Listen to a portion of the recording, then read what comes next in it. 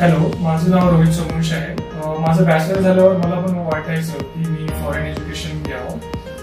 तर त्याच्यासाठी मला कुठून स्टार्ट करावी माहिती नव्हतं. मग मी ठरवलं की कन्सल्टन्सीला अप्रोच करायचं. त्यावेळेस मग नम्रता मॅमशी बोलणं झालं होतं. मग नम्रता मॅमनी सांगितले मला की कोणती प्रोसेस काय लागते, कोणते डॉक्युमेंट लागतात. मग ते सगळं व्यवस्थित मला सांगितल्यावर समजलं की एवढा वेळ किती टाइम लागतो.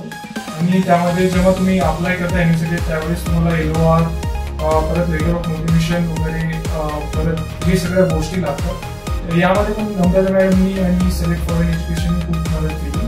आणि मेन म्हणजे ज्यावेळेस माझं ऍडमिशन लेटर आलं त्यावेळेस फीस कशी भरायची, कॉलेजची फीस कशी भरायची, परत विजासाठी ऍप्लिकेशन हे खूप महत्वाचं आहे. त्यावेळेस पण मॅडमनी मला खूप मदत केली आणि त्यांनी करून घेतलं सगळं व्यवस्थित माझ्याकडनं.